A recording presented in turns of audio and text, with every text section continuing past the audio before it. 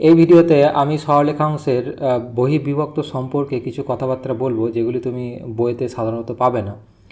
তো আমরা দেখো দ্বিমাত্রিক কার্তেজীয় নির্দেশান্তে দুটি বিন্দু নিয়েছি, এ বিন্দু এবং বি বিন্দু, যাদের স্থানাঙ্ক x1 y1 এবং x2 y2 যথাক্রমে। তো এখানে যে হলুদ রঙের রেখাংশ দেখতে পাচ্ছ, তো সেই রেখাংশের ওপর ধরো আমি একটি বিন্দু নিলাম, পি বিন্দু, এবং এর স্থানাঙ্ক হচ্ছে xp yp। এখন এই পি বিন্দু এ বি রেখাংশকে m:n অনুপাতে বিভক্ত করেছে, তো অন্তর্বিভক্ত করেছে। তো এটি মানে কি, m:n অনুপাতে অন্তর্বিভক্ত করার মানে কি? ধরো এ থেকে পি বিন্দু পর্যন্ত দূরত্ব L1 এবং বি থেকে পি বিন্দু পর্যন্ত পর্যন্ত দূরত্ব L2। তো এই L1:L2 বা L1/L2 তুমি যদি দেখো, তাহলে তুমি পাবে m:n। তো পি বিন্দু এ বি রেখাংশকে m:n অনুপাতে অন্তর্বিভক্ত করেছে, তার মানে তুমি ভালোভাবে জানো। আমরা আগের ভিডিওতে আমরা এই অনুপাতে না গিয়ে আমরা সরাসরি কি করেছিলাম না, এই এ থেকে পি বিন্দু পর্যন্ত দূরত্বকে m একক রেখেছি এবং বি থেকে পি বিন্দু পর্যন্ত দূরত্বকে n একক রেখেছি, বিষয়টিকে সরল রাখার জন্য। তো এই অবস্থায় আমরা যদি জানতে চাই যে xp yp এর মান কত, অর্থাৎ পি বিন্দুর স্থানাঙ্ক কত, তাহলে আমরা খুব সহজেই বলে দিতে পারি একটি ফর্মুলা প্রয়োগ করে। সেটি হয় mx2 nx1 by m plus n। yp হয়ে উঠবে দেখো my2 plus ny1 by m plus n। মানে সোজাসুজিভাবে আমি mnকে দূরত্ব হিসাবে ধরে নিচ্ছি, আমি এখন অনুপাতে যাচ্ছি না, যেগুলি আমি আগের ভিডিওতে করেছি। তো এখানে আমরা একটি বিশেষ ক্ষেত্র দেখতে পারি যে যখন m সমান সমান n হয়, তার মানে কি? তার মানে হচ্ছে যে এই পি বিন্দুটি এখন এইখানে চলে আসবে, তাই না? তো পুরোপুরি একবারে মাঝখানে। তো সেই অবস্থায় আমাদের কাছে mn সমান হয়ে যাবে এবং এখান থেকে আমরা xp yp কত হবে সেটি আমরা দেখতে পারি।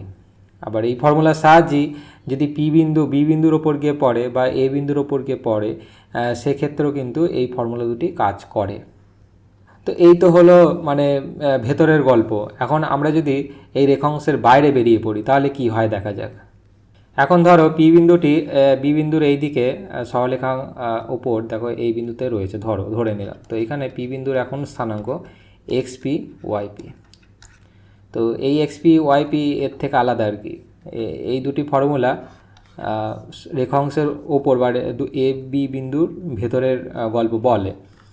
তো এই পি বিন্দু ধরো এই এ বি রেখাংশকে m:n অনুপাতে বহির্বিভক্ত করেছে।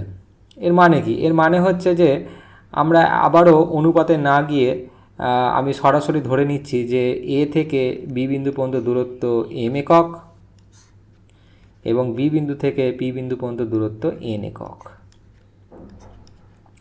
তো এই তিনটি বিন্দুকে নিয়ে তুমি যদি আবারও সেই প্রথাগতভাবে দুটি সমকোণী ত্রিভুজ গঠন করে তাদের অতিভুজ, ভূমি, লম্ব এদের অনুপাত নিয়ে তুমি দেখতে পারো যে এই xp yp হয়ে ওঠে এখন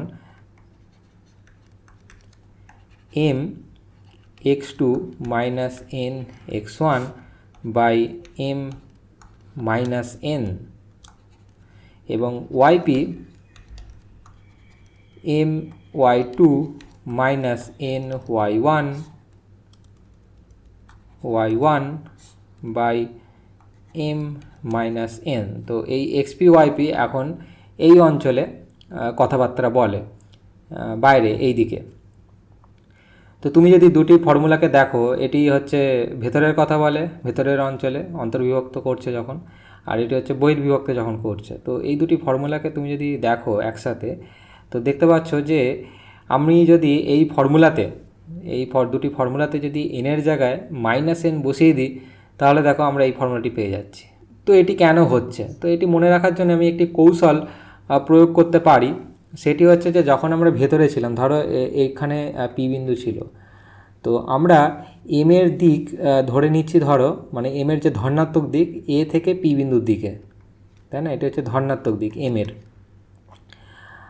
আবার বি বিন্দু থেকে আমরা যখন পি বিন্দুর দিকে যাব, মানে এই বিন্দুটি কথা বলছি, বি বিন্দু থেকে যখন পি বিন্দুর দিকে যাব, এই দিকটা আমরা ধরে নিচ্ছি এন এর ধনাত্মক দিক, তাই তো? এটি এন এর ধনাত্মক দিক, এটি এম এর ধনাত্মক দিক। তো এই জিনিসটিকে যদি আমরা স্থির রাখি যে এম কোন দিকে ধনাত্মক আর এন কোন দিকে ধনাত্মক, এই জিনিসটি আমরা যদি শুরুতেই স্থির করে নিই, তাহলে সেটি মাথায় রেখে আমরা বলতে পারি যে আমরা যখন পি বিন্দু, আমাদের কাছে পি বিন্দু এখানে রয়েছে, তখন দেখো এম এর দিক সেই একই দিকেই রয়েছে, তাই না? তো এম ধনাত্মকই রয়েছে, এখানে ধনাত্মক এম, এখানেও ধনাত্মক এম। কিন্তু আমরা এখন বি বিন্দু থেকে পি বিন্দুর দিকে যাচ্ছি, অর্থাৎ এন এর যে ধনাত্মক দিকে আমরা ধরে নিয়েছি শুরুতে, তার উল্টো দিকে যাচ্ছি, তাই না? এই দিকে যাচ্ছি। তো সেই কারণে এন এর জায়গায় আমরা এখন মাইনাস এন বসিয়ে দিয়েছি। তো এটি একটি মনে রাখার কৌশল হিসাবে আমি বলে রাখলাম। আসলে এম এন এগুলি দূরত্বের সাথে যেহেতু আমরা এই ভিডিওতে যুক্ত করেছি, তো এইগুলি সর্বদা ধনাত্মক। অপরদিকে যদি পি বিন্দুটি এই জায়গায় অবস্থান করে, অর্থাৎ এ বিন্দুর এই দিকে, অর্থাৎ এ বি রেখাংশের বাইরে অবস্থান করে এই দিকে, তো সেখানে পি বিন্দুর স্থানাঙ্ক ধরো এক্সপি ওয়াইপি। তো এই এক্সপি ওয়াইপি, এই এক্সপি ওয়াইপির থেকে আলাদা কিন্তু। তো এখন আমরা এই দিকে আমাদের কাজকর্ম দেখব। তো এই ক্ষেত্রে তুমি যদি সেই একই গতানুগতিক রাস্তায় চলো, এই পি এ বি তিনটি বিন্দুকে নিয়ে একটি সমকোণী ত্রিভুজ গঠন করলে, এবং তারপর সেই উচ্চতা, ভূমি, এই সবের অনুপাত দিয়ে তুমি একটি ফর্মুলা লিখতে পারো। সেটি হচ্ছে এক্সপি সমান সমান minus M X two plus N X one by M minus M plus N, এবং ওয়াইপি হয়ে উঠবে তোমার minus M Y two plus N Y one by minus M plus N. তো এখানে এম এন কী জিনিস? তো এম হচ্ছে এ বিন্দু থেকে পি বিন্দু পর্যন্ত দূরত্ব। আবারও আমরা দূরত্বকেই ধরে নিচ্ছি এমকে, যদিও এইগুলি অনুপাত হিসাবে বিবেচিত হয়, কিন্তু আমি বোঝার সুবিধার্থের জন্য আবারও বলছি এম এবং এনকে আমি দূরত্বের সাথে যুক্ত করছি, যেগুলি আমি আগের ভিডিওতেও করেছি। এবং এন হচ্ছে এই বি বিন্দু থেকে এই দিকে পি বিন্দু পর্যন্ত দূরত্ব। তো এখান থেকে দেখো, আমরা যদি এই ফর্মুলা থেকে এই ফর্মুলাতে আসতে চাই, তো আমরা শুধুমাত্র এম এর জায়গায় যদি মাইনাস এম বসিয়ে দিই, তাহলে এই ফর্মুলাতে চলে আসছি। তো বিষয়টি আবারও সেই যদি একই কৌশল প্রয়োগ করি, তাহলে দেখো খুব সহজেই আমরা এই ফর্মুলায় চলে আসতে পারি এখান থেকে। তো আমরা ধরে নিয়েছি যে এম এর এই দিকটি হচ্ছে ধনাত্মক দিক, এম ধনাত্মক দিক, আর এন এর ধনাত্মক দিক হচ্ছে বি থেকে এই দিকে, অর্থাৎ এই দিকে এন এর ধনাত্মক দিক। তো এটি মাথায় রাখলে আমরা দেখতে পাচ্ছি যে এন এখনও কিন্তু ধনাত্মকই রয়েছে, কারণ বি থেকে আমরা পি এর দিকে যাচ্ছি, তাই না? আর অপর দিকে এম দেখো, যেহেতু এম এই দিকে ধনাত্মক, এখন কিন্তু আমরা এ থেকে পি বিন্দুর দিকে হাঁটার ফলে এম এখন উল্টো দিকে হচ্ছে। তো সেই কারণে এন ধনাত্মক থাকছে, এম ঋণাত্মক হয়ে যাচ্ছে। তো এই এম এর জায়গায় যদি আমরা ঋণাত্মক চিহ্ন বসিয়ে দিই, তাহলে দেখো আমরা এক্সপি ওয়াইপি পেয়ে যাচ্ছি। তো কিভাবে তিনটি অঞ্চল, অর্থাৎ এই অঞ্চলে এই ফর্মুলাটি কাজ করছে, এই অঞ্চলে এটি অসীমের দিকে চলে যাচ্ছে, তো এই অঞ্চলে এই ফর্মুলাটি কাজ করছে, এবং এই অঞ্চলে এই ফর্মুলাটি কাজ করছে।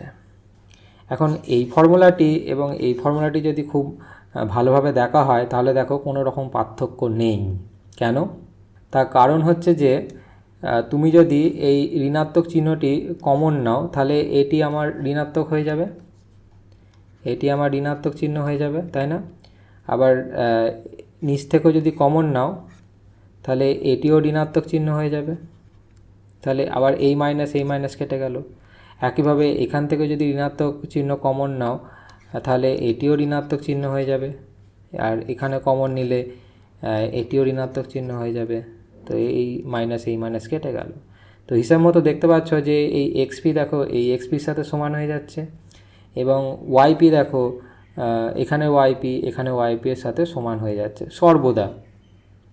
তো এটি মানে কি বোঝাচ্ছে? এটি মানে বোঝাচ্ছে যে রেখাংশের দুটি অঞ্চল, একটি হচ্ছে ভেতরের অঞ্চল যেখানে এই ফর্মুলাটি কাজ করছে, আর একটি হচ্ছে বাইরের অঞ্চল, সেই বাইরের অঞ্চল এই দিকেও হতে পারে, এই দিকেও হতে পারে, এবং এই অঞ্চলেও তুমি এই ফর্মুলা দিয়ে কাজকর্ম করতে পারো, আর এই ফর্মুলা দিয়ে, এই একই ফর্মুলা দিয়ে তুমি এই অঞ্চলেও কাজ করতে পারো, কোনো রকম পার্থক্য নেই। তো সেই কারণে আমি এই ফর্মুলাটিকে এখন মুছে দিচ্ছি। তো আমাদের কাছে এখন দুটি ফর্মুলা রয়েছে, একটি হচ্ছে এইটি যেটি এই ভেতরে কাজ করছে, আর আরেকটি হচ্ছে বাইরে, সেটি এইখানেও হতে পারে, এই দিকেও হতে পারে। আমরা আগের ভিডিওগুলিতে দেখেছি যে এই ফর্মুলা প্রয়োগ করে তুমি এ বিন্দু এবং বি বিন্দুতেও তুমি যেতে পারো। এখন এই ফর্মুলাতে আমরা বি বিন্দু বা এ বিন্দুতে যেতে পারি কি না সেটি এখন দেখব। তো ধরো আমরা যদি বি বিন্দুতে যদি যেতে চাই, তাহলে এনকে আমরা নিশ্চয়ই 0 করে দেবো, তাই না? ধরো এইখান থেকে এইখান পর্যন্ত দূরত্ব হচ্ছে এম একক, আর যেহেতু পি বিন্দুটি এখন এইখানে চলে এসছে, তো এন সুতরাং 0 হয়ে যাবে। তো এন যদি 0 হয়ে যায় তাহলে এটি কেটে যাচ্ছে, তো এখান থেকে আমরা দেখো x2 পেয়ে যাচ্ছি, এটি কেটে যাচ্ছে, এখান থেকে আমরা y2 পেয়ে যাচ্ছি, আর x2 y2 দেখো বি বিন্দু স্থানাঙ্ক। তো এই কেসটি হয়ে গেল। অপরদিকে আমরা যদি এ বিন্দুতে যদি যেতে চাই এই ফর্মুলার সাহায্যে, তাহলে দেখো সেক্ষেত্রে আমার এখন এম হয়ে যাবে 0, তাই না? কারণ এই পি বিন্দু এখন এখানে এসে পড়েছে, তো সেক্ষেত্রে আমার এম হয়ে যাবে 0, মানে এই অংশটি 0 হয়ে যাবে, আর এন হবে এই বি থেকে এ বিন্দু পর্যন্ত দূরত্ব। তো সেখানে আমি যদি এম 0 বসিয়ে দিই, তাহলে এখান থেকে আমার হয়ে উঠছে দেখো x1, এবং এইখানে যদি আমরা কেটে দিই তাহলে এখান থেকে আমরা পেয়ে যাচ্ছি y1।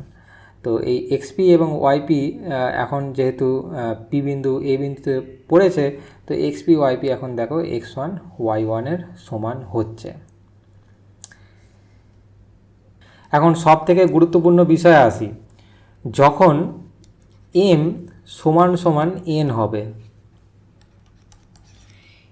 আমরা ভেতরের অংশ আমরা দেখেছি যে এম যখন এনের সাথে সমান হবে তখন আমরা মধ্যবর্তী বিন্দুতে আমরা এসে পৌঁছাবো, এবং এর স্থানাঙ্ক হবে x1 plus x2/2 y1 plus y2/2।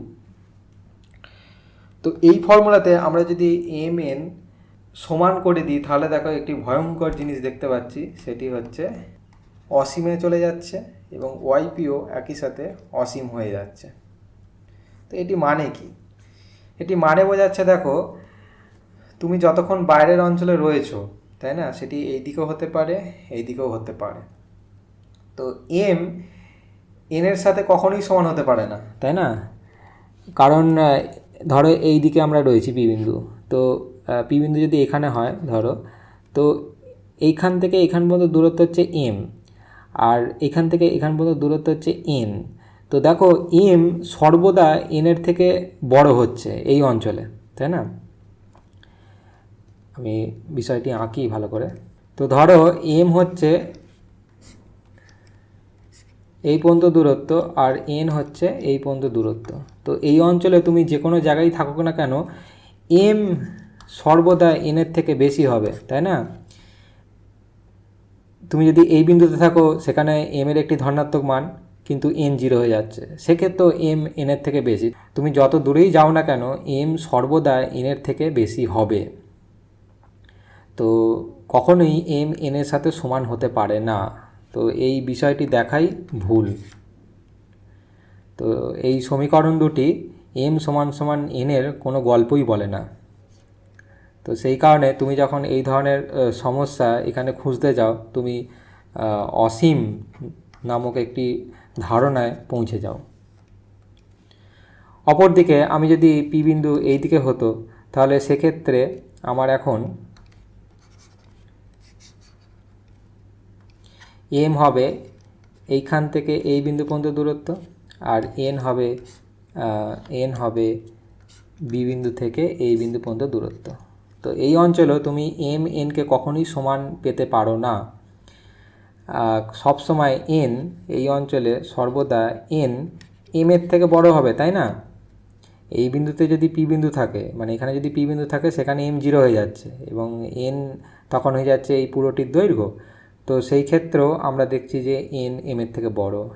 তুমি যদি পি বিন্দু অনেক দূরে তুমি যদি গিয়ে দেখো, সেখানেও তুমি দেখবে এন এম এর থেকে বড়। তো কখনোই এম এন সমান হতে পারে না এই অঞ্চলেও। তো বিষয়টি সংক্ষেপে একবার বলি, সেটি হচ্ছে যে তুমি যখন এই অঞ্চলে থাকবে, সেখানে এই ফর্মুলা যদি প্রয়োগ করে পি বিন্দুর স্থানাঙ্ক নির্ণয় করতে চাও, তুমি সবসময় এটি মাথায় রাখবে যে এম গ্রেটার দ্যান এন। আর এই অঞ্চলে যদি তুমি থাকো, তো সেখানে তুমি যদি পি বিন্দুর স্থানাঙ্ক নির্ণয় করতে চাও এই ফর্মুলাটি প্রয়োগ করে, তো সেখানে তুমি সর্বদা মাথায় রাখবে যে এন গ্রেটার দ্যান এম। তো ভিডিওটি শেষ করার আগে আমি আরও একবার মনে করিয়ে দিই যে বহির্বিভক্ত বা অন্তর্বিভক্ত আমরা সবসময় বলি যে m/n অনুপাতে করেছে, কিন্তু আমি বিষয়টিকে সহজ রাখার জন্য আমি mnকে সরাসরি দূরত্বের সাথে যুক্ত করে দিয়েছি। আসলে বলা উচিত ছিল যে L1 মানে ধরো এ বিন্দু থেকে পি বিন্দু পর্যন্ত দূরত্ব L1, বি বিন্দু থেকে পি বিন্দু পর্যন্ত দূরত্ব হচ্ছে L2। তাদের যদি অনুপাত নাও তাহলে m/n হয়। পুরো আলোচনাটি যদি আমি দূরত্বর সাথে না যুক্ত করে শুধুমাত্র m/n অনুপাতে করতাম, তাহলেও সেটি আলোচনা করা যায়, কিন্তু ভালোভাবে বিষয়টি বুঝতে হলে প্রথমবারের মতো mnকে সরাসরি দূরত্বের সাথে যুক্ত করে দেওয়াই ভালো, এটি আমি মনে করি।